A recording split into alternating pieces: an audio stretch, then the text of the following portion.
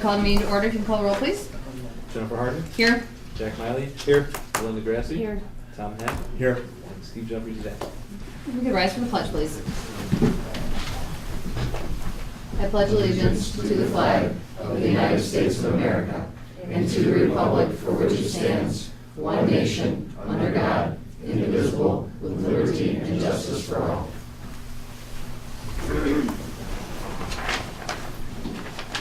On behalf of the board, I would like to welcome all students, staff, parents, and interested community members to tonight's Board of Education meeting. I would like to remind everyone that this is a meeting of the Board of Education held in public for the purpose of conducting the school district's business and is not to be considered a public community meeting. There is time for public comment during the meeting in the public participation section on the agenda. First up, I'll make a motion to approve the October 22nd, 2019 board minutes. If I could have a second, please. I'll second. Thank you, Mrs. Grassi. Is there any discussion? Now, if you call the roll, please. Jennifer Harden. Aye. Jack Miley. Aye. Belinda Grassi. Aye. Tom Heck. Aye. Motion carried. And that takes us to special reports, Mr. Yeah, Kalis. one special report and one thank you or announcement to make. Okay. We do have one of our exchange students here today. Each year, more than 2,000 exchange students from over 90 countries come to the United States through the AFS, the American Field Service Program. We're happy to welcome Riverside's only foreign exchange student, Christina Simonson, here today to help us celebrate International Education Week. Christina is 16 years old and from Nuuk, is that how you say it? Nuuk? Greenland, and is staying with the Herman family, who also have children in the Riverside District. Please help welcome Christina. We've asked her to say a few things about her. This is always life. one of my favorite things that we do every year. I love this. Her English is very good. She's just quiet. I know. I've met her. I'm Christina. I'm from Greenland. I was born in the southern side of Greenland, and the town that I was born in had the population of 2,000 people, so it's about the size of the school. Wow. And I grew up in the capital, which is Nuuk, and it's more on the northern and west side of Greenland, and the population is 18,000 people. I went to boarding school last year in Denmark, so I was away from my home for another 10 months. Then I went back for the summer, then I came back, I traveled again. And there's a picture of my family over there. That's just a little part of my family. And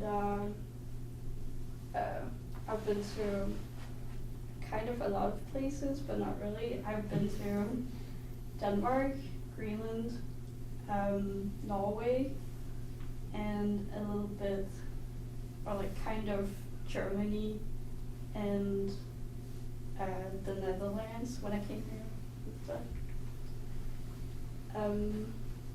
Why I decided to go for an exchange year? I chose to go to an exchange year since I was 10 years old. It started with when I saw an Atlantic book, and I saw a lot of countries, different countries and different things. And my mom mentioned about an exchange year because my aunt, she went to Australia when she was my age, and I got interested in it and decided to go for an exchange year. What surprised me the most when I came here was the security, for example, in schools and airports and stuff, because when I came to school for the first time, I saw cops at the school, which I thought was weird because we don't have cops at the school. When I came here, we drove from Cleveland to Youngstown because I lived around Youngstown for a month. Then I switched schools and close family and stuff. But when we drove from Cleveland to Youngstown, we went through the countryside, and I saw Amish people, and I haven't heard about Amish people, so that was interesting. And I saw a lot of like abandoned places and stuff.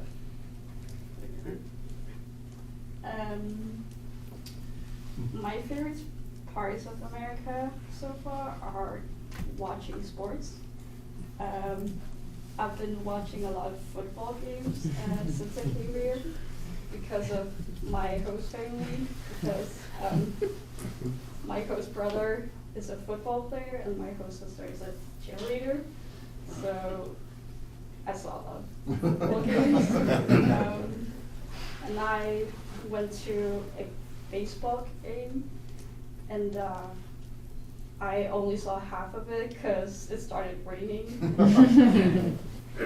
But yeah. The second thing are the events and holidays. For example, homecoming and prom. We don't have it in Greenland, so that was a new thing. We don't really celebrate Halloween. So when I came here, it was really different, and you guys celebrated more here. And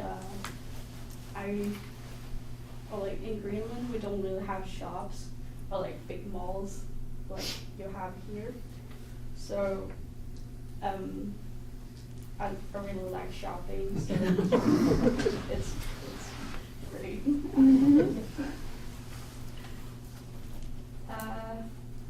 I'm gonna talk a little bit, I'm gonna talk about the Greenlandic school system, but also a little of the Danish school system, because they're like kind of connected.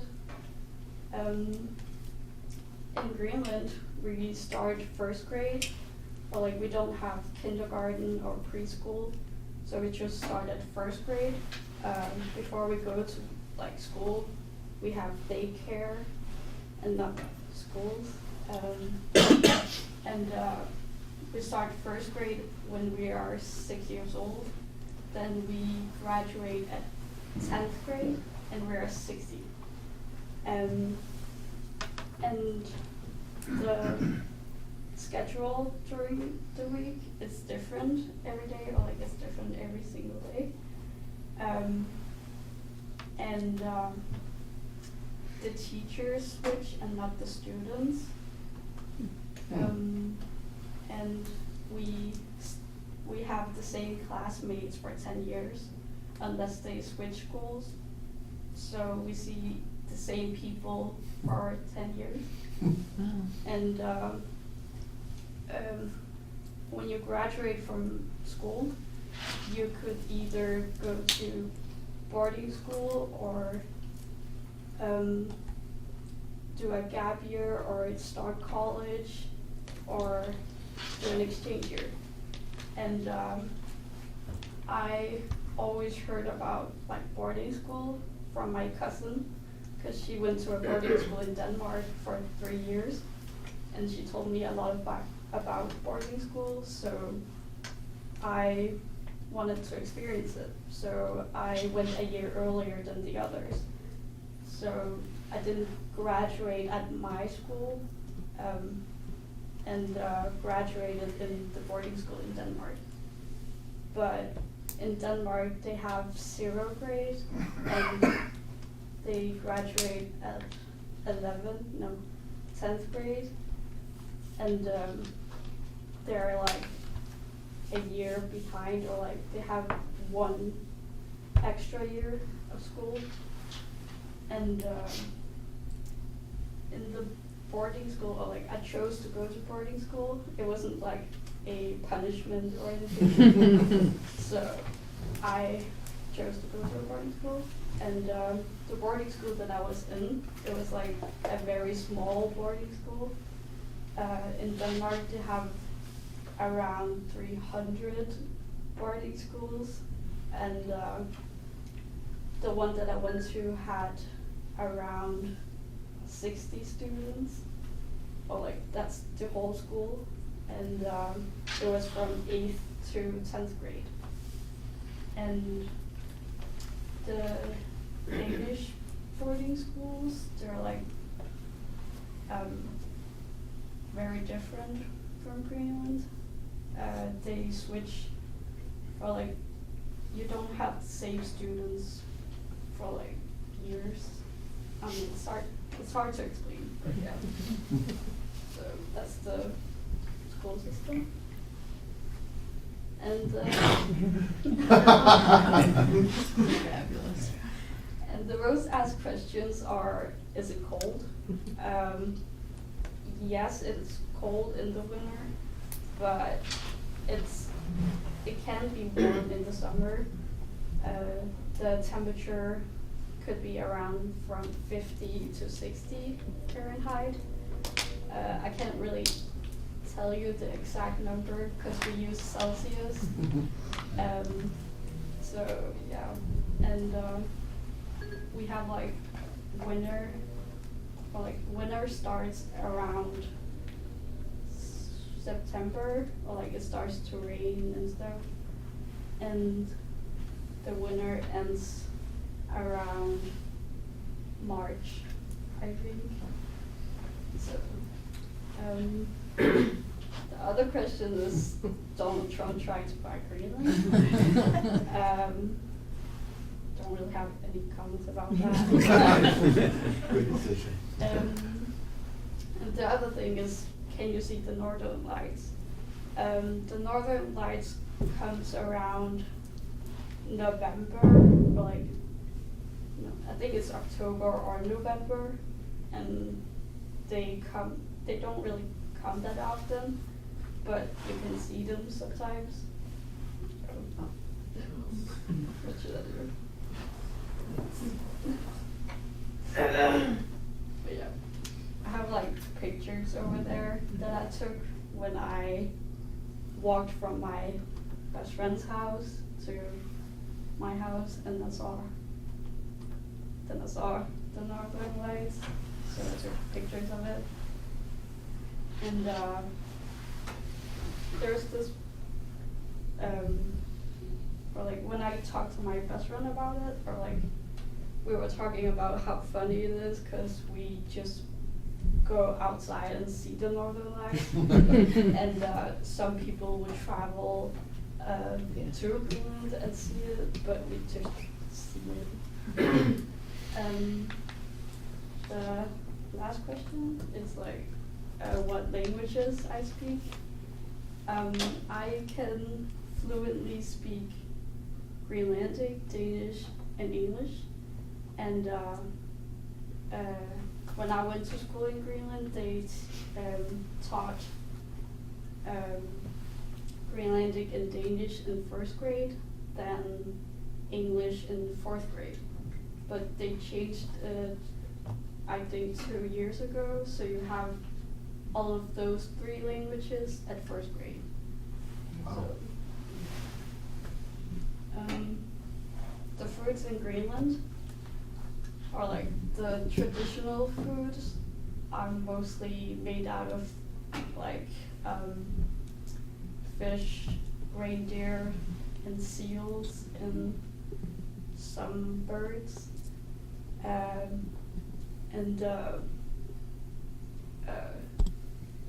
We usually get more of those foods because it's like around where we live, and but eat like normal foods like spaghetti and like lasagna and stuff, but it's like expensive in Greenland because of the transportation. And there was this one time where we had Lucky Charms, and a box cost like $14. Whoa, wow. They are magically good.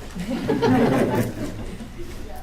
And in the summer we would have like watermelons or like strawberries, and they would cost like $7 a pack. So the transportation and differences. there's a picture in the corner where you can see Greenland in America, and you guys can guess how long it took me to come here. It took me 20 plus hours to come here. You can't really, like, you can't take a plane straight away from like Greenland to America, because we have like not enough, I don't know, I think our airports are small and the planes are small, so you have to travel to Denmark. So I took an hour plane from the capital to a smaller town that has a bigger airport, and that took an hour. Then from Greenland to Copenhagen, and that took 4 hours. And I stayed in Denmark for a week because I had to have my visa before I came here. And then from Denmark to the Netherlands, and that took an hour. Then from the Netherlands to Chicago, which took about 8 hours. And we flew across Greenland. So yeah, and then I came to Chicago at 2 p.m. Then I had to wait for my bus, which was at 12, like at midnight. And there was no hotel, and we didn't have a room, so we just had to sit for like 9 hours. Then we took a bus from Chicago to Cleveland, and that was 6 hours. Then we drove from Cleveland to Youngstown, which took 2 hours. So that was my trip from Greenland to America. And in Greenland and Denmark, we used the military hour, and we used different measurements, like centimeters, meters, kilometers, and so every time I have to like if someone says something about feet and inches, I have to take my phone out.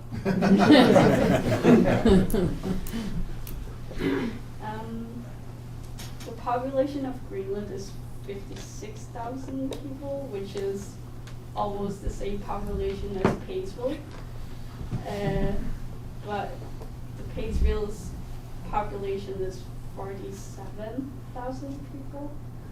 So like around 9,000 people more. And the capital is Nuuk.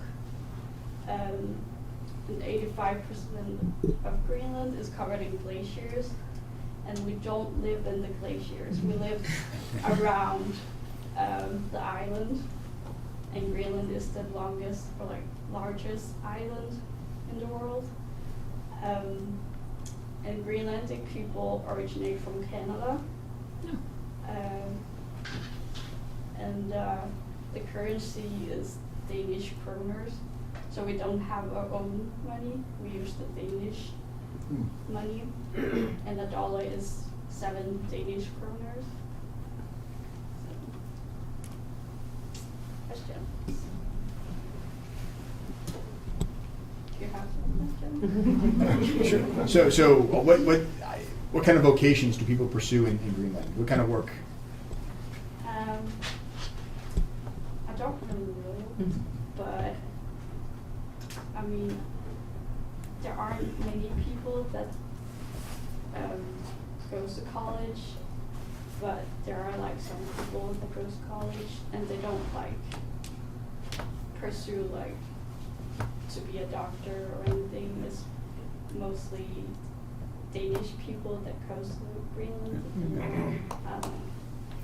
Gotcha. And so is there a lot of fishing? Is there construction? What kind of jobs do people have?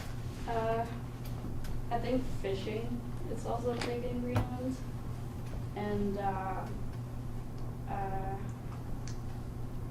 Where's your dad work? Your dad works at the airport. Oh yeah. My dad works in the airport in the capital, and my mom works in an office. What do you want to do when you're done with school?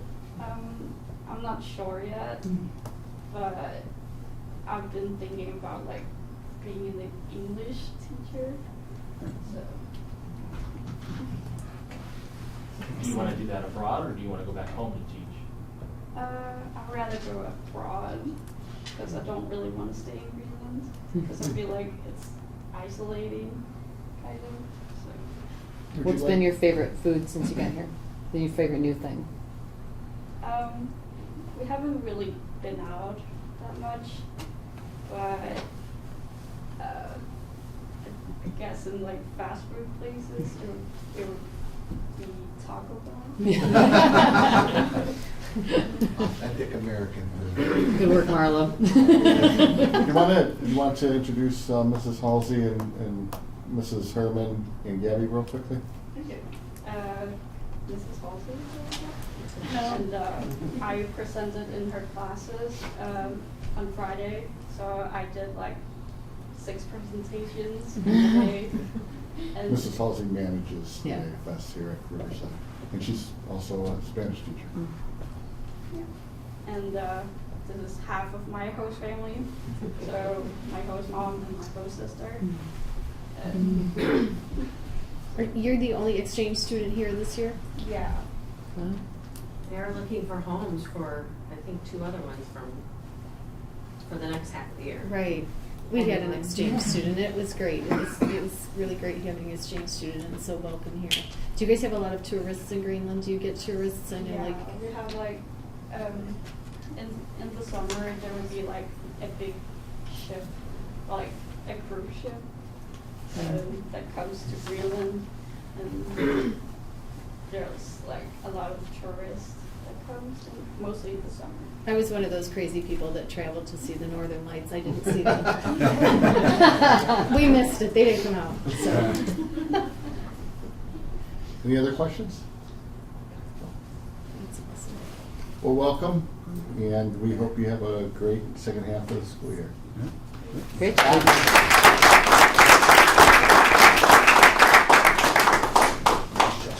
One other item, Mrs. Harden, is the fact that on our board agenda today, we're asking the board to pass a resolution to accept funds donated by the band boosters to purchase new uniforms and an array of other equipment that is most desperately needed. And I thought before we get into the regular part of the board meeting, there's a lot of people here and it's getting late, and I thought we might want to say thank you to all of them for working very hard and donating nearly $200,000 towards uniforms and equipment for our regiment. Yeah, it's amazing that you were able to raise that kind of money and so generously donate it for our kids. Yeah, that's a crazy impressive amount. You guys are awesome. Would you like to say anything, Mr. Schwartz? Well, I asked Mr. Schwartz. I don't think so. If anybody has any more questions for me. It's a lot. It's a lot of people and a lot of time raising that money over a lot of years. Yeah, 15 years. Yeah, it's really impressive. Thank you. And then somebody made the observation when we had an earlier conversation that the starting for the next round of uniforms starts next year.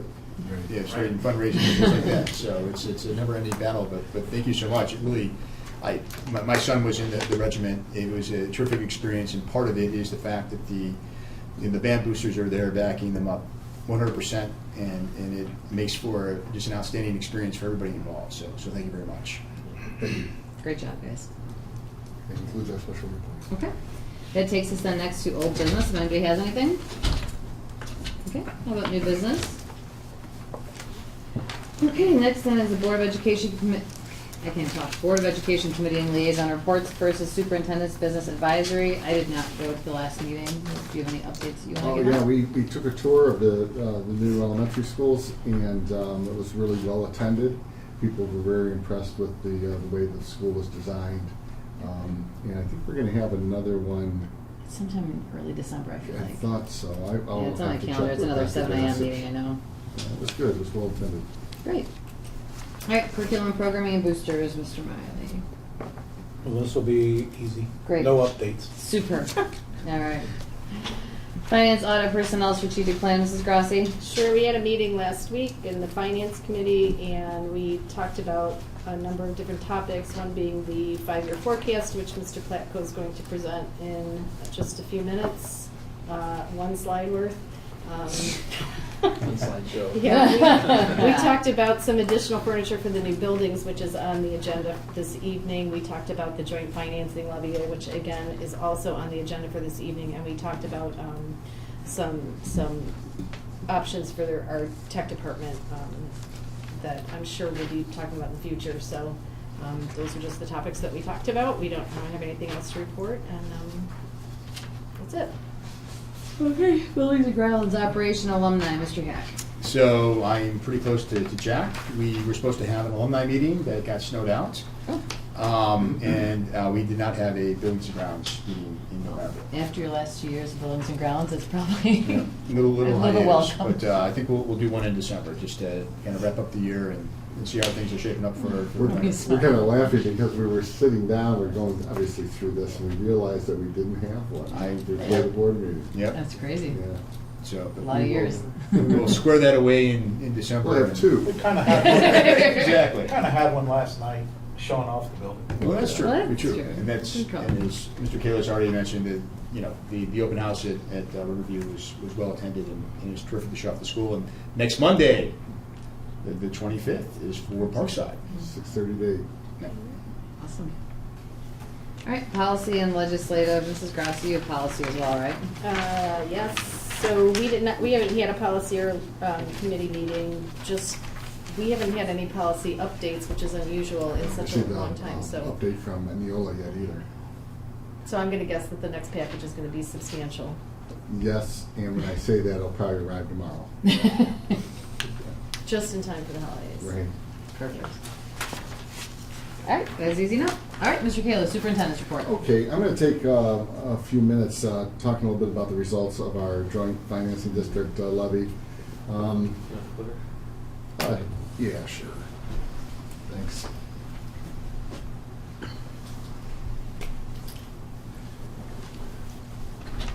Last board meeting, we talked about what the purpose and background was of the joint financing district. And basically what it is, it's a joint levy between Painesville City, our district, Perry and Madison. And the funds that are generated from this levy are used for personnel, material, supplies, and transportation, among some other things. In the past, we've been able to generate about $2 million from the levy. Now with the new formula coming up, and we had the passage of the levy, it's more like $2.6 million. And we didn't pass the levy, it was a renewal. The history of the levy is presented up on the screen. Back in August of 1990, we failed it the first time with, I think there were 8,984 votes. But it has passed, passed originally in November of 1990, and it has passed every 5 years since then. This is the one levy that we have to renew every 5 years. And what's interesting about it is November of this past election, November 5th, 2019, we had the most people vote on this levy. We had 16,394 voters. I'm not going to talk too much about this. This is I pulled from the Board of Elections, and what you see here is a representation of the precincts in each of the respected school districts, and the red are precincts that failed the levy, and green are the ones that passed. I'm going to dig in a little bit more with the precincts, and a little bit more of a breakdown so everyone understands where some of the support is and where it isn't, and going back to the drawing board, because I know we're going to be passing a resolution of necessity to put this back on in March. So I have Painesville City up there, and it passed in every precinct except one. The one they didn't pass, they tied. I put Painesville City up here first because we do have some of our own school children that live in Painesville City, but school taxes are collected by Riverside, and they attend Riverside local schools.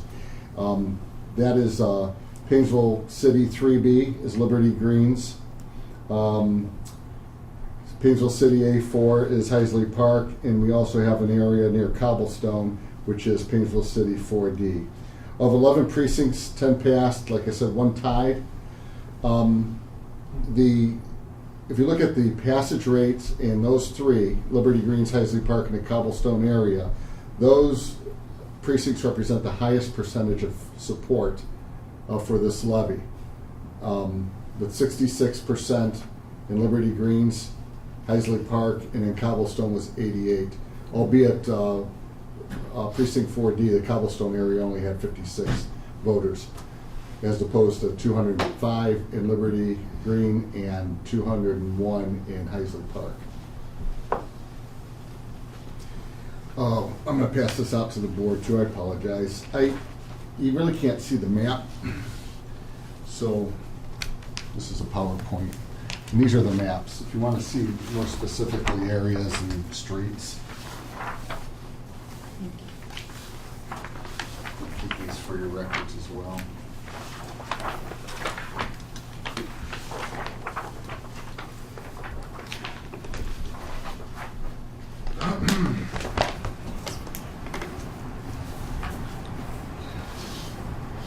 So Liberty Greens is in this area down here, this small area.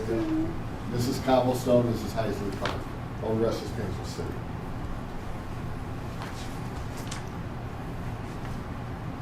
Concord. Concord is where we really did not do well. And of the 10 precincts, only 2 passed. That's Precinct G, that passed at 56%. And Precinct M, that passed with only 51%. And that one only had 6 more yes votes than no. So that was even close. We could have easily only passed 1 out of the 10. Precinct I, we always struggle with year after year. Anytime we have a levy up. Precinct I is basically the Quail Hollow area. It was just barely the second lowest precinct to support the levy. There's only 1 lower, and we'll get to that in just a minute. And that excludes any votes coming from Geauga County. Geauga County was actually the lowest with 23% support of the Joint Financing District, but they only had 31 votes in Geauga County. This is Concord, and on the map, Precinct I, you can see. I believe it does what up to Precinct M and G, if I'm not mistaken. When I remember close to it, kind of in the center of, yeah, right here. Center of Concord. Precinct I only had 38% voting for support of the levy, with 62% voting against it. Grand River, I don't have a map for Grand River. There's no precincts other than the one. Only 93 votes in Grand River. 46% voted for the levy, 54 voted against. Leroy Township, Leroy B, Township B, Precinct B was the lowest support at 38%. This excludes, again, the Geauga County voters. This represents, B is the lowest precinct in all precincts combined. Lower than anything in Perry, anything in Madison, anything in Painesville City, and anything in Perry, Madison, and City. And again, Precinct I was slightly higher, but they both were at 38-some%. Altogether, if you combine Leroy A and B, both precincts, you have 40% yes and 60% no. That's the map. Shows you where A is and where B is. Painesville Township, we did better in Painesville Township than the others. Of 12 precincts, 7 passed. But I want to point out a few things. It could have looked a little bit better for us in the township. Precinct C only went down by 9 votes. Precinct D only went down by 3 votes. Precinct F only went down by 1 vote, and Precinct K went down by 8 votes. If we had those, we would have had 11 out of the 12, even though it was very close. Right. So the total in Painesville Township was 52%, and no votes were 48. And you can see again the map there as well. A couple other things I want to show too is Madison. This is Madison. Madison passed 7 out of the 12. It looks better than it actually is, because if you look at it more closely, you're going to see precinct C, D, and E all passed by 1 vote each. Yeah, Wow. yeah. But Yeah, it failed 48% overall. voting yes and 52% voting no. But it failed overall. Yes, it did. And then Perry barely passed by 24 votes in their precinct. Now, we did have some provisional votes counted just today. We got some more info. So one of the charts I'm going to show you is actually a half a day out of date. Yeah, this is the unofficial results, and the Board of Elections certified the official results today at 4 o'clock. So these. So we're going to get to that in just a minute. We're a lot closer than what we thought we were. All right, so Perry, out of 6 precincts, 3 passed. 50% yes, 50% no. Basically, they passed only by 24 votes combined. And this is kind of what it looks like all together. Again, this is a little out of date. I think we had 71 votes was the difference between passage of the levy and failure of the levy. After the provisional votes and everything counted and certified, I believe that total now is 13. Yeah, it's 13 for Lake County, and then Geauga County still unofficial, because Geauga County had 7 yes and 24 no, so it's a 17 vote difference. So in total, between the 2 counties, we're by 30 votes. We're still waiting for final results for Geauga County. Lake County will be automatic recount, because we're under 0.5% spread between yes and no.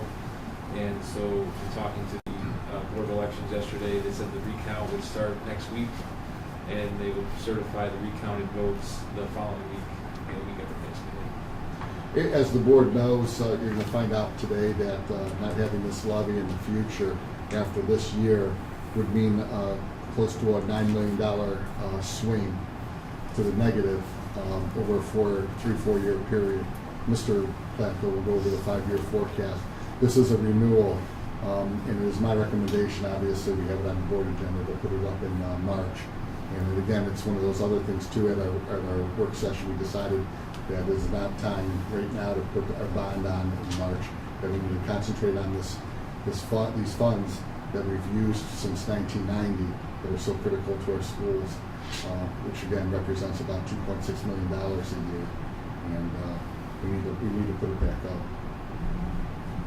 It's interesting. I'd like the community to recognize the fact that A, this is a renewal, B, the renewal would actually generate this district more money than it has in the past because of the reallocation of funding that's been agreed to by the 4 districts. So putting a renewal on the ballot when you actually get more money, that's not a very common circumstance. And so having this levy go down so significantly in one of our communities that can support the levy is disappointing, to say the least. It also shows that every vote counts. Correct. That concludes my report. Thank you very much. All right, Mr. Platko, you're up. Tonight I'm going to go over the 5-year forecast. So we have it here just to get the slides switched over.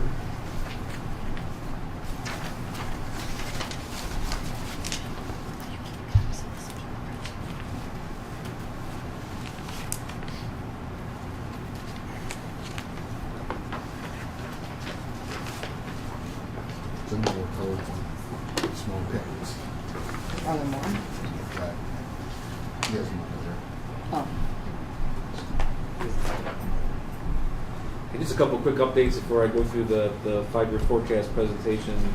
With the financing district renewal, by us going back on in March, if it's successful in 2020, we won't lose any funds because we went at the first opportunity to renew.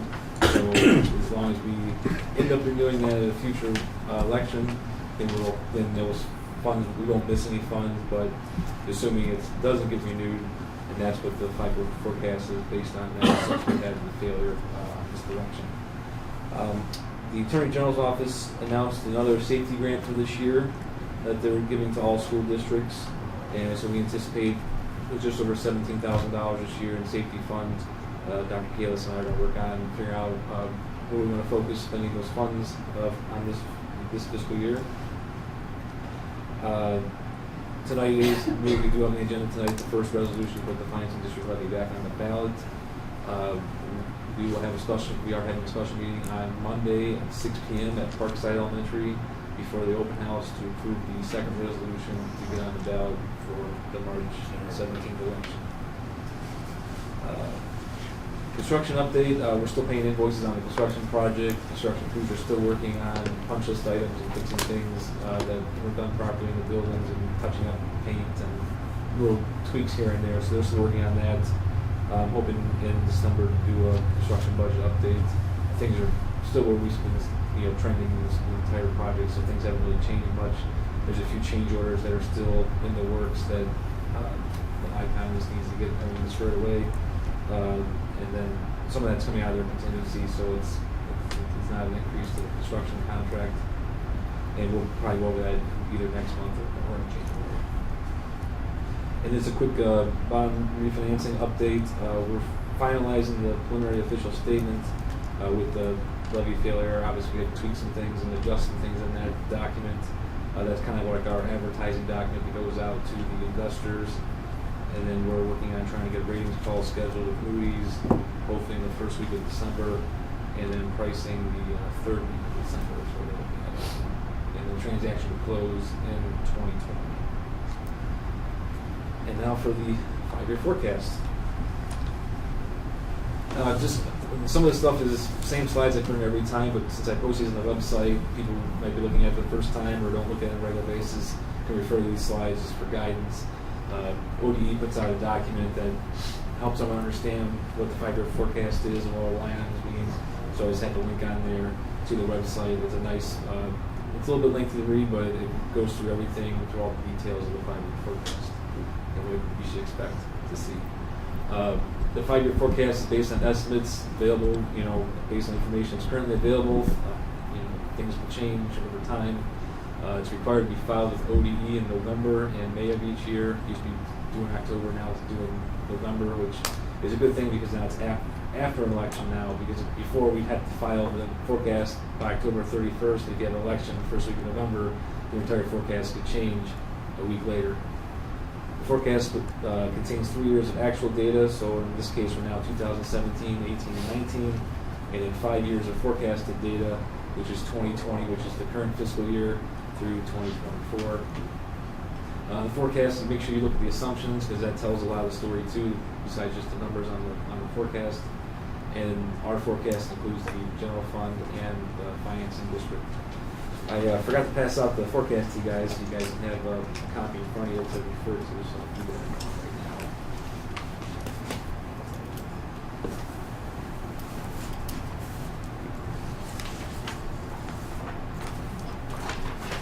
now. Just a quick executive overview of the forecast. Right now we're solving through fiscal year 2023, which is 4 years out. The deficit spending is now projected to start next fiscal year now that the levy has failed. Deficit spending is where expenditures exceed revenues, which is line 6.01 on the forecast. And then this current year is a new state biennium budget with 2 more biennium budgets being projected in 2022 and 2024. We don't know how that's going to look based on the way the state's been changing things, but we're assuming things are going to be the same as they are previously with the change. And then with the finance district not being renewed, I took it out of the forecast because now we have a failure underneath our belt.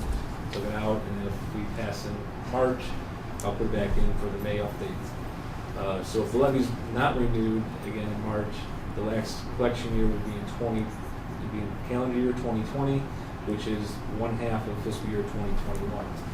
So basically the forecast will project just over $1 million in 2021 from that levy, and then zero in future years.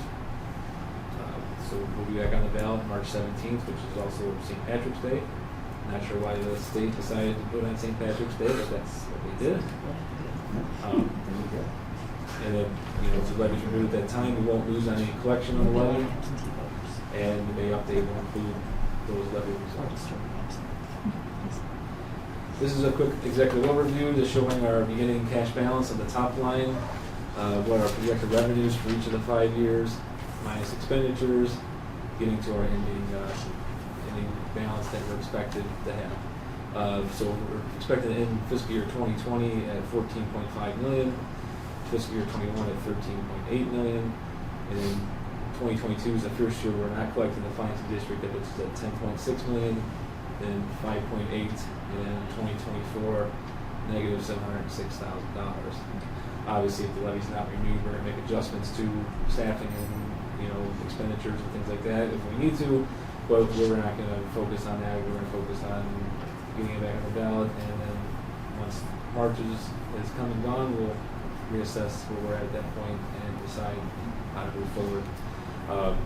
Just for comparison, because I already had finished the forecast early, assuming renewal since we renewed for 30 years, and then I had to take it out. My original forecast in fiscal year 2024 showed ending balance at 8.5, almost 8.6 million, and obviously we're at negative 760,000. So it's about $9 million swing in the forecast. This chart here just shows revenues versus expenditures. Revenues in the blue, expenditures in the red. The first 3 years is historical, and then 2020 is our current fiscal year, going through 2024. So you can see revenues slightly increase over time, but expenditures tend to continue to climb at the same rate going forward. So you can see how in 2022, 2023, the red is higher than the blue, indicating deficit spending. This is a pie graph of our different revenue streams. The blue is the general property tax, that's just our regular property tax levies. The green on the left, unrestricted grants and aid, state funding, that's about 18% of our revenue. The orange pie at the top is all other revenue, that includes the financing district and other revenue streams such as interest income, open enrollment income, all kinds of different various things. We'll go through that in more detail on the following slides. So property tax revenue is about 58% of our revenue. We're primarily a residential community at 83.5% residential based on valuations. You can see our valuation in tax year 2018 is at $1,053,000,000, which is just slightly lower than it was a decade ago before the Great Recession occurred. But we're pretty much back to where we were. Increases in valuation only result in additional revenue for inside millage, and then on the substitute levy we have for reconstruction only. All of our operating levies are in place for a continuous period, except for the financing district, which is a little different than a traditional operating levy. The $4.9 million levy that we passed in May of 2017 is now collecting at $4.56 million. And because tax year 2018 was a reappraisal year, our valuations increased about 9.3% over last year. And this is just a quick chart showing our property tax revenue. The blue bars are historical, the red ones are projected. So you can see property taxes tend to stay flat. It's a tiny increase because of inside millage. But in 2018 and 19, you see how it ticks up because half of the new levy collected in 18, and then the full amount's collected in 2019. And we're assuming no additional operating levies going forward. That's why the line, the bars are pretty much almost the same with minor increases. This is just a quick list of our tax levies. We've gone over this several times before. General fund millage, current effective rate, that's the actual rate of taxation that the taxpayers pay, is 30.37 mils. And then we have the permanent improvement levy collecting at 2.31 mils. And then the construction phase 1 debts at 1.56. Just for people who might be listening, can you go over the difference between the actual rate and the effective rates? Okay. In a little more detail. Yeah. So we're looking at this graph, in the parentheses next to each levy, that's your gross millage or your voted tax rate. So that's the tax, when you're on the ballot, it says, you know, it's a 4.9 mil levy, and it tells you this calculation, it's a little complicated. So that's actually the voted millage, so the first year collection would be at that millage. As valuations increase, tax rates come down, and it's called the effective rate. So as your value of your home increases, tax rates come down on all those voted levies, with the exception of Right. inside. The rates come down, but the amount of money you pay doesn't change. Just relative to the value of your house, Yes. it comes down. But the actual, just to be clear, Yeah. the actual money you pay doesn't change over time, but relative to the value of your house, it does decrease. Yes, I mean, in general, yes. It can get a little complicated, and basically when the levy's passed, it collects a certain dollar amount, and it collects that dollar amount every year. But if your home is changing in value different than the trend of the community, you might go up or down depending on how you know. So if your value is increasing at a higher rate, things will change, and it's a little complicated. But in generally, it's similar. It stays at the same. Right. In general terms, the caveats are the inside millage and the substitute levy. It could go down if there was a lot of development, but it generally stays very similar over time. Thank you. And then this is a comparison of tax rates to the other school districts. This is just looking at the school district rate, not including all the other subdivisions, because otherwise we'd have a pretty lengthy chart. You know, we're the third lowest school district tax rate in Lake County. These numbers don't include the financing district. That's an additional 2.28 mils on top of this. And even if you factor that into Perry, Madison, Riverside, and Haynesville City, we'd still be in the third lowest range of school districts. What's interesting is Wickliffe is at the top at 52.24, and they passed that bond issue on this ballot, which was a 10.97 mil increase for the construction and a half mil increase for permanent improvements. So it's 11.47 would be on top of that 52.24 for Wickliffe. Willoughby Eastlake had a 4.99 mil levy on the ballot that did not pass on this election, so they're at 47.5, and Riverside's at 34.24. Unrestricted grants and aid. This is our state funding, which is currently at 18%. The current biennium budget, which covers this current fiscal year and next fiscal year, essentially eliminated the funding formula by freezing all districts that they are where they're at for 2019. So you can see one of the smaller bullet points there. Our formula funding is $8,351,743. That amount will stay the same the next 2 years, this current year and next year. Preschool funding is $153,000. Special ed transportation funding, $123,000. That calculation was actually updated for this current year, which was a reduction of 45.5% revenue. It was $225,000 last year, so that got reduced. That's something outside of the formula. And then the governor also had the student wellness and success funding. So we have an increase in funding about $4,000 there, but that's restricted for the student wellness purposes that they spell out in the law. It gets accounted for in a separate fund on 467, and that does not get included in the forecast. So our state revenue in general fund actually went down, and now we have these restricted funds in a different fund that's outside of the forecast. So we took all the expenses out?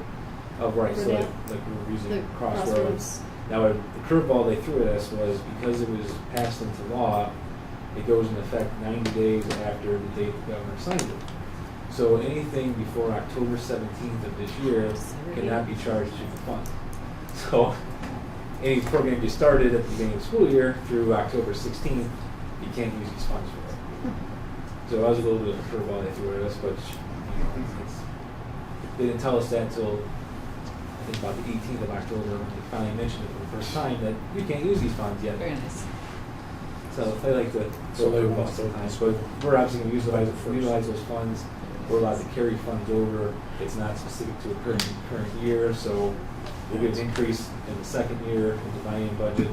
We can stretch it out to 3 or 4 years because we're not sure if that funding will continue after 2 years or if it will go away. And And then this line also includes casino tax revenue received about $52 a student. And this is just a graph showing the revenue streams there. State funding is kind of locked at this point. There's a slight decrease just because we project a slight decrease in enrollments. So the casino revenue will go down slightly, but otherwise we kind of just flatlined it out to 5 years because we really have no idea what the state budget is going to do after these 2 years. The Cup-Patterson proposal for the Fair School Funding Plan is still out there, being kicked around the legislature, and that would result in an increase if that eventually gets passed, but I haven't really heard too much about it yet. Yeah, it's kind of been slow. It's been pretty slow at this point. Property tax allocations, it's your homestead rollback reimbursements. I'm not sure why they call it property tax allocation, that's how they do it. It's the homestead rollback reimbursements from the state. So any levies that occurred that were passed prior to August 2013 election, the state pays 10% rollback and then 2.5% extra if you're occupying the home that you own. So as long as you're not renting out, you get that credit. So that comes into this line. So we project $3.6 million there, about 7% of our revenue. And this also included tangible personal property reimbursement that obviously has been phased out since 2011. We were getting $3 million a year. You can see how it got reduced down to zero. I know Grove East Lake was on the ballot. They had over $8 million in TPP that they had lost over the years. That's continually phased out because it gets reduced by 5/8 of a property tax bill for the district. So we were phased out in 2018, and that revenue is gone, and we will not see that again. And this kind of just shows a graph from 2015 through now. As you can see, as it dropped off those years, and now stays relatively flat. And then all other revenues is about 10% of the revenue, which included the joint financing district, which I think we've already discussed enough tonight. Pay participate fees also go here, about $200,000 we project. Open enrollment about $663,000. Classroom fees at $244,000. Medicaid reimbursements $340,000. We finalized the 2018 cost report, so we are expecting $280,000 from that. That should be coming sometime in the next few months. So that about most of that revenue stream, and then about $200,000 in interest. I think we're going to exceed that interest number, but interest rates have been coming down over the last few months, so they're going to go much lower. I'm not really sure at this point, but I think we're trending going to be a little bit higher than that, but we'll see how it falls out. And this kind of shows a graphical representation of that. The spike in 2018 is when we finalized all those long outstanding Medicaid settlements from 2011 through 15, and in 2019 had the 16 and 17 reimbursements, and then 2020 18 reimbursement, which shows that blue in the graph. Expenditures, the blue is salaries, red is benefits, and green is purchase services. That's your three major areas. Most school districts, it's very similar if we were graphing the same way. We'll go through those three line items here quickly. Personnel is about 52%. That includes all of our salary and wages for certified, classified, exempt staff, administrators. We have two bargaining units. One, we have teachers, RLEA through fiscal year 2020 or 2021, OPSI through fiscal year 2020. Estimates step increases at 3%, degree changes at 0.33%, classified salaries based on their agreement. We have administrative and exempt salaries estimated at 3%, and then the forecast is assumed we had some adjustments with the new building, some reductions in staffing through retirements, and then we implemented all-day kindergarten, preschool, and there's been some adjustments to that. We have some savings from retirements coming up from some of the long veterans that decided that they retire at the end of this year, being replaced by people who are not as high on the salary scale. And then retirement benefits expected, it's about 23% of our expenditures. Retirement pension expense at 14% of salaries, Medicare at 1.45%, and workers' comp at 1%. And then for medical insurance, we're expecting about an 8% increase per year, dental vision at 3%. And we're a member of the Lake County Schools Council, which is a consortium of 12 school districts that pool together for healthcare helps keep the costs lower.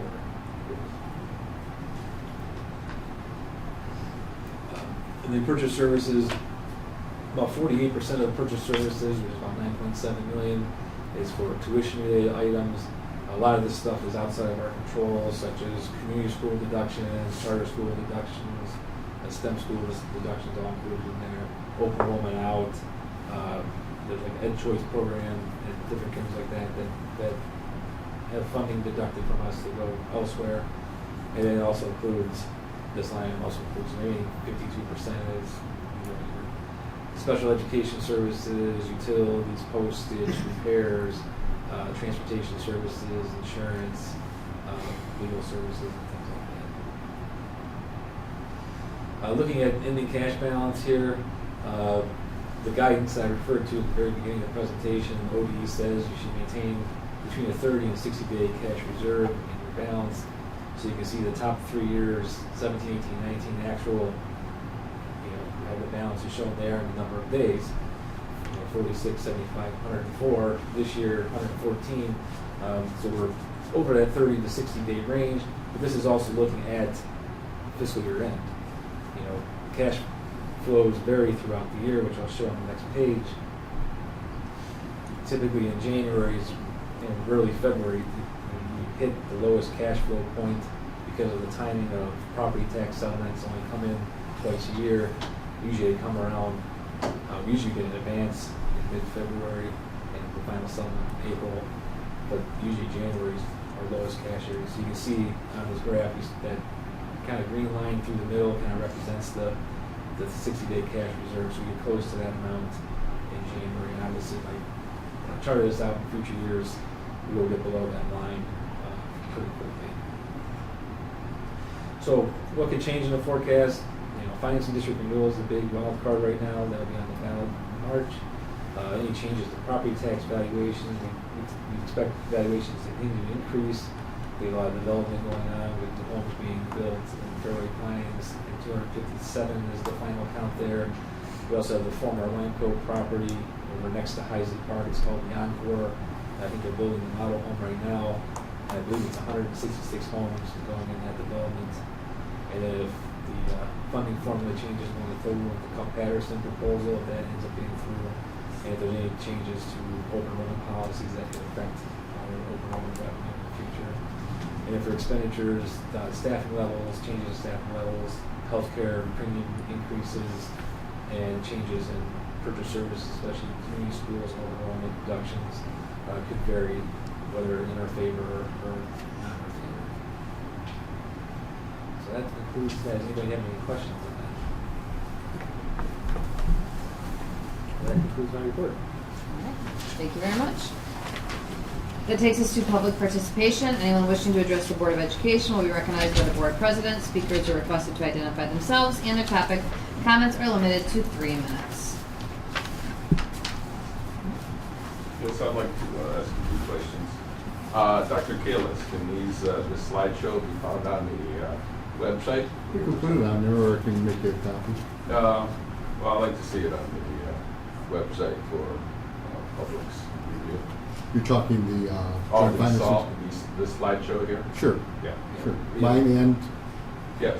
The 5-year forecast won't be posted on the Treasurer page on the website, so right now the May one's out there. I'll replace it with this one either tonight or tomorrow. we have to make some adjustments too, obviously, because of the provisional ballots and everything else.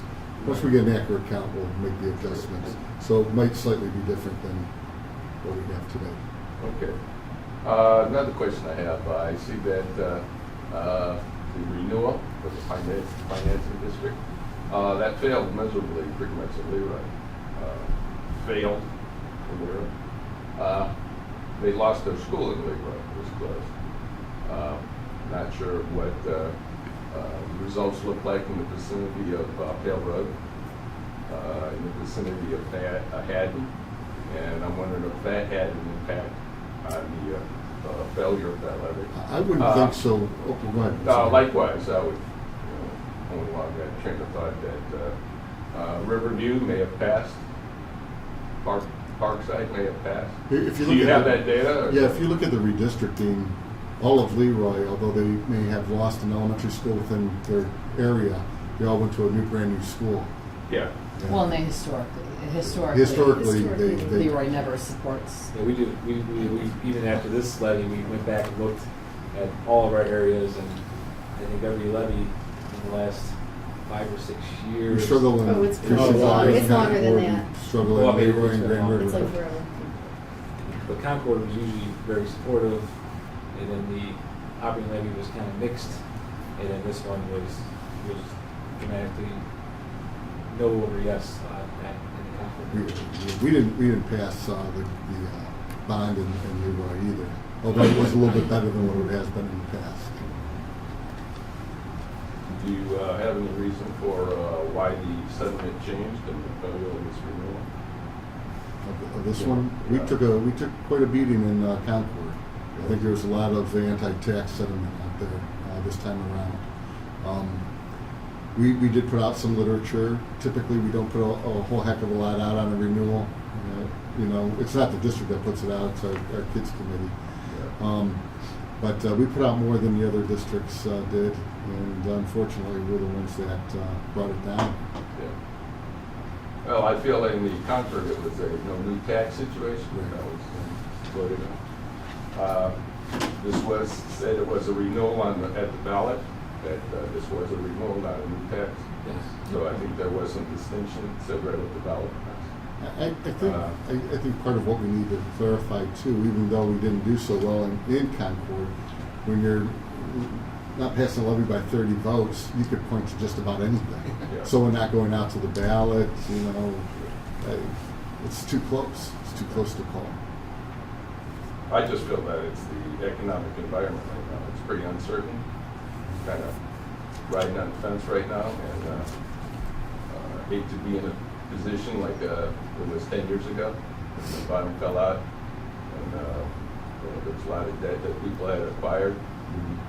Even though the interest rates are great, you know, that's I think it's a big concern that the right now is concerning the economy.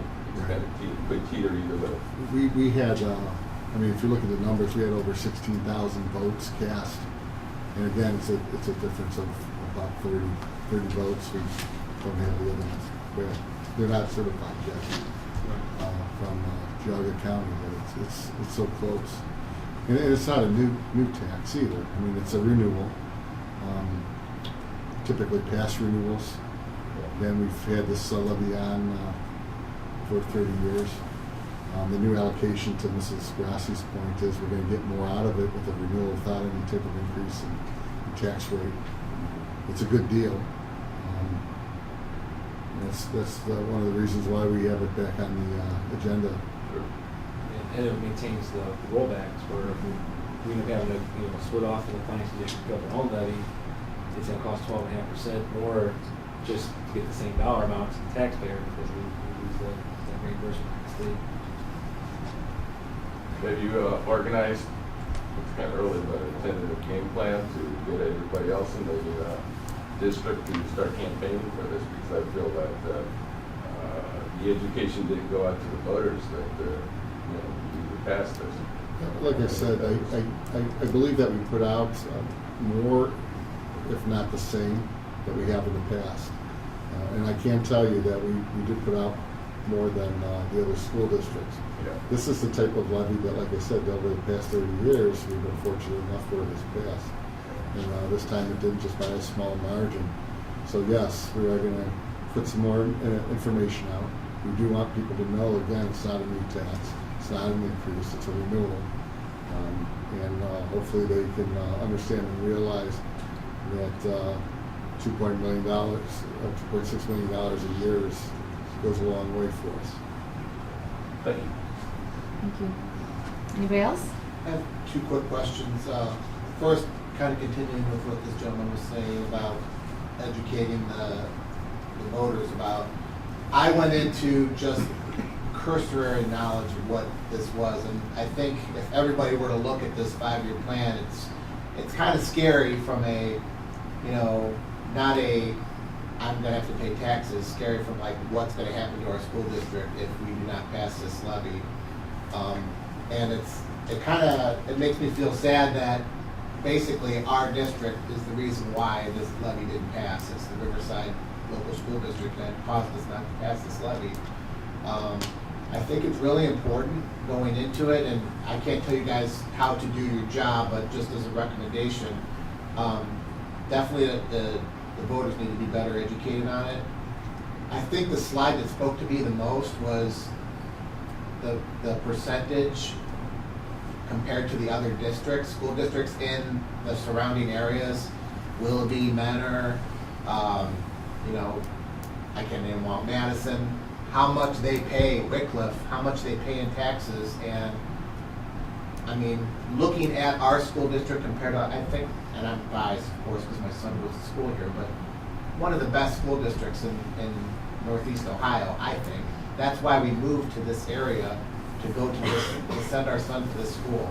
So I think it's really important that the voters know all this information going into the next election, when something goes on for 30 years, we kind of just take it for granted that it's going to happen again.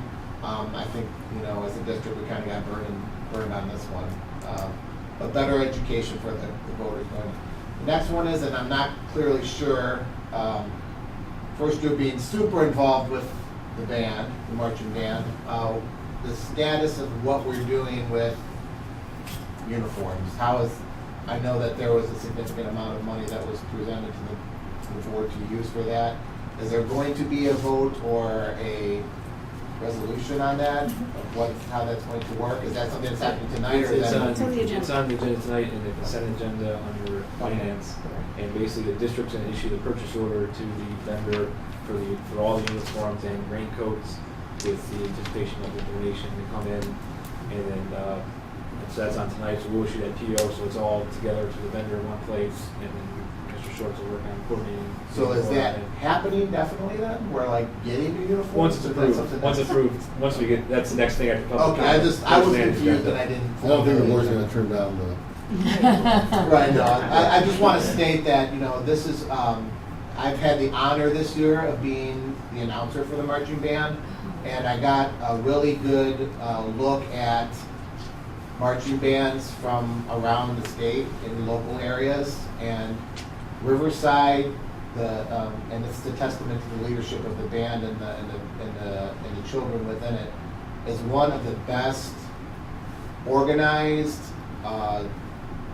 well-behaved, and they're just a presence when they show up, and they are a representative of the Riverside community, the people that live in this district, and shows what good students and what good schools can do for a child. So I just want to, I'm super happy that this is going to happen, but it's not. I don't think it's taken lightly by most of the people in here have children that are involved in the marching band, and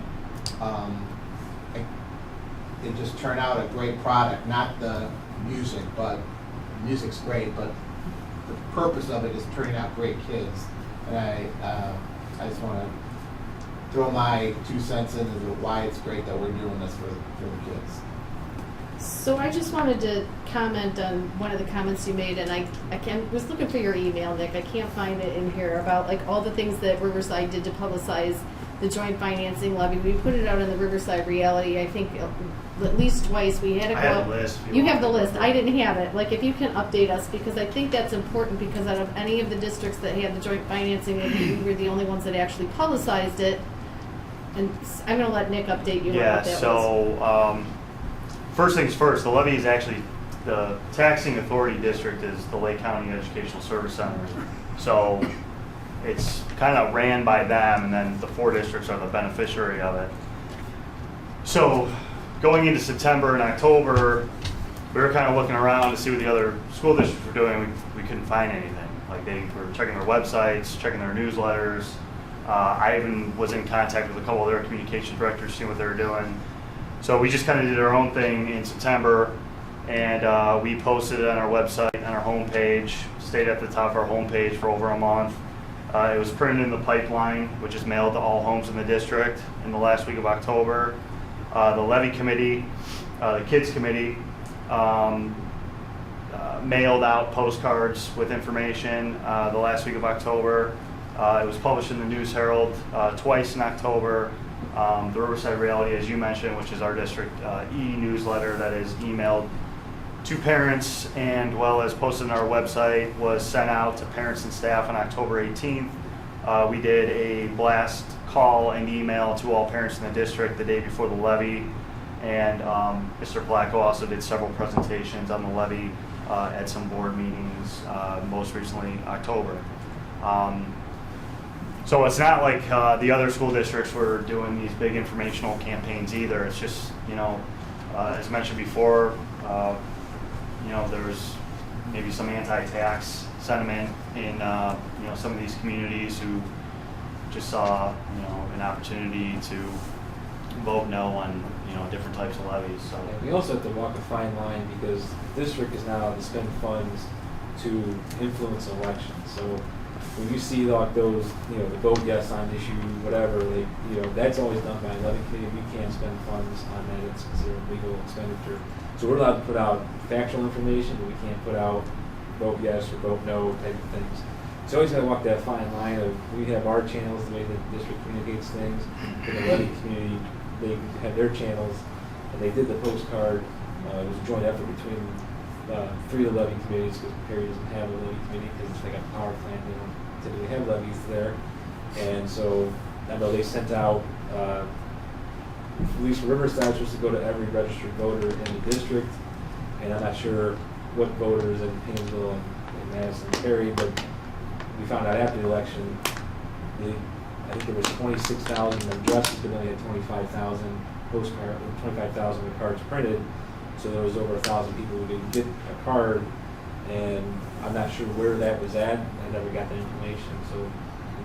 It's And I'm not indicting the board for not doing their job. I'm just saying that there's different information, I think, would have made a difference. Like seeing that chart that showed the different school districts, seeing the 5-year, how that's going to impact the school district financially, a $9 million swing, that's not, a couple $1,000s. We're talking big money there. So I think that's important information needs to be shared with the people who are going to be making this decision. We've said this several times over the past several years, but we even looked at the chart where you saw where we fall in terms of tax rate in Lake County. We're the 3rd lowest, and usually we flip-flop with Madison, which is the 2nd lowest now, depending on who passed the last levy. But you saw that Perry was the lowest. It's because of their revenue that they received. Right. But the other thing we need to look at too is per pupil expenditure. And basically what that is, and correct me if I'm wrong, but you take the amount of money in a school budget and divide it by the number of students you have. We're pretty low on that too, compared to Perry. I think Perry, a few years ago, and I haven't looked at it recently, but they were one of the ones on top. We just have a money machine now, right? They just crank it out. But we're always consistently the 2nd or 3rd lowest tax rate and per pupil in Lake County. Well, the thing too is the postcard that was sent out, it was a joint combination with all the districts. So the information on that postcard had to be the same. So we couldn't, Riverside couldn't tout one thing and Madison tout another thing, and because it was all. Well, I don't know if anybody here has any influence on that board or talks to people on that for that district or how they do that. But again, Riverside is the district that lost it for. We're talking 30 votes, but still, clearly it was the Riverside School District that caused that to fail. So yeah, we need to make sure that they understand that they probably would want to push more of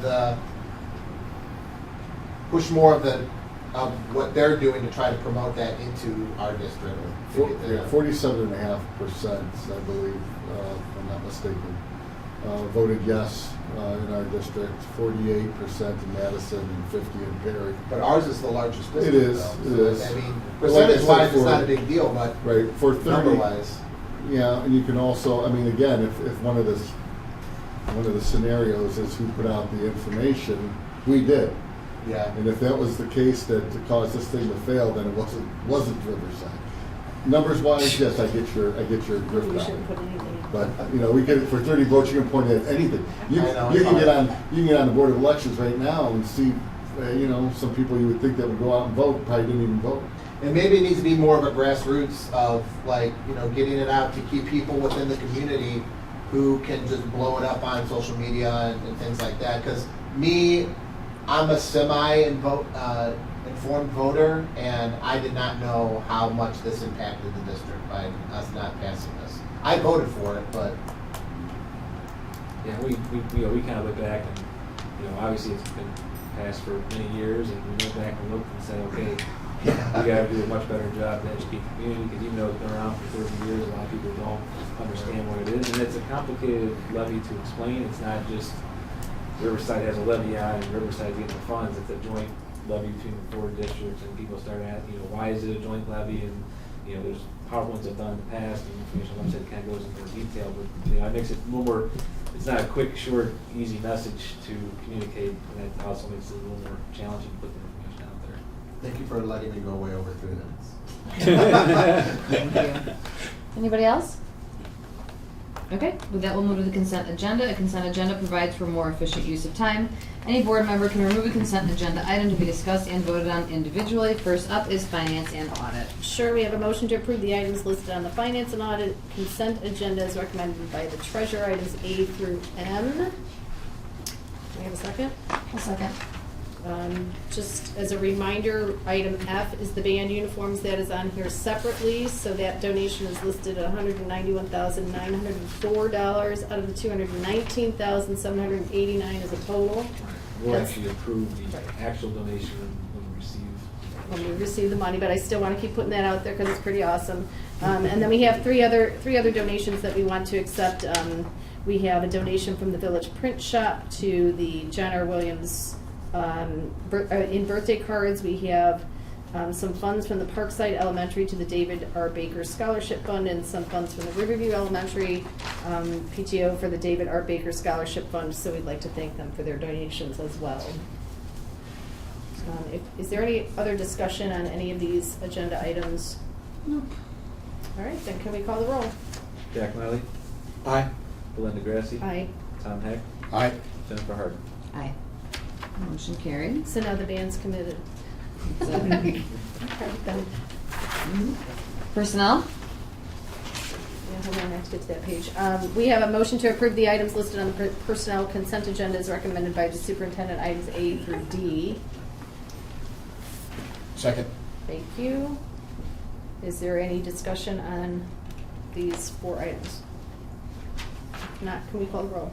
Belinda Grassi, Aye. Tom Heck, Aye. Jennifer Harden, Aye. Jack Miley. Aye. Motion carried. And then we have item F, which is the motion to approve the athletic personnel items that are attached in our agenda. Have a second? I'll second it. Thank you. There is no discussion on that. Can we call the roll? Tom Heck, Aye. Jennifer Harden, Abstain. Jack Miley, Aye. Belinda Grassi. Aye. Motion carried. Curriculum and programming? Curriculum and program. The consent agenda that's right. Motion to approve the items listed in curriculum and programming consent agenda is recommended by the superintendent. It looks like A. Any discussion? I'll second that. Yes, I have some discussion. I would like discussion on this because we've not heard about the indoor track as like this is the first time hearing about it is on the agenda. We don't have it listed as a negotiated supplemental. In years past, we've had indoor track.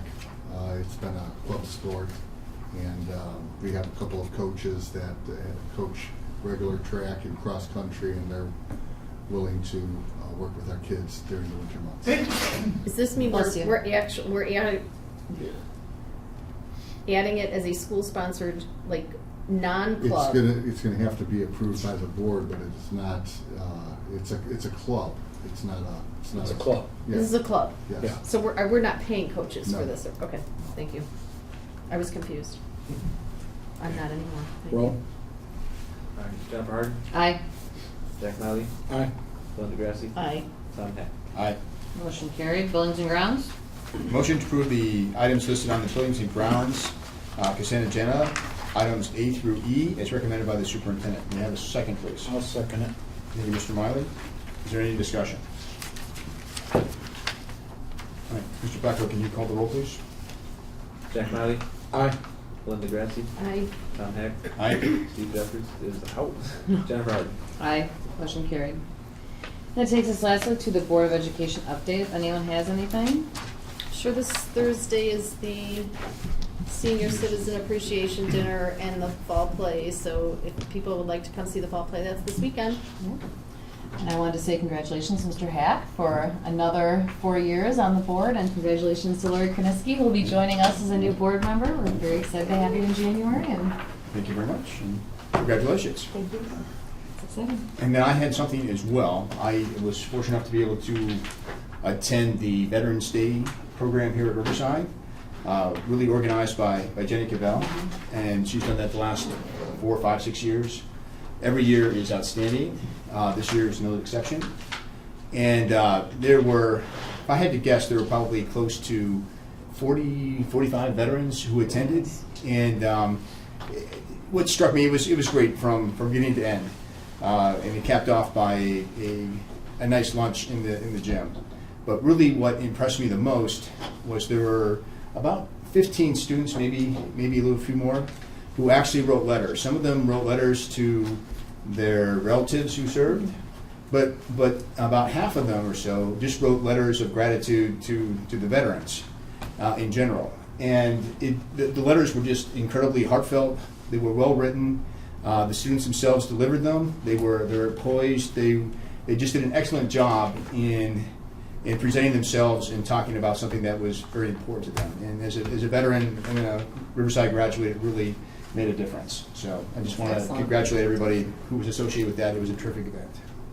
Fabulous. Thank you. Anybody else? All right, well with that, then I will make a motion at 9:27 PM to adjourn. If I can have a second, please. Second? And call the roll, please. Linda Grassi, Aye. Tom Heck, Aye. Jennifer Harden, Aye. Jack Miley. Aye. Motion carried. Thank you all, and thank you for again for the later meeting. Mr. Blanco, can I have the folders? Yeah, let's not do that again. I know, bam! Just like Let's that. not do that again.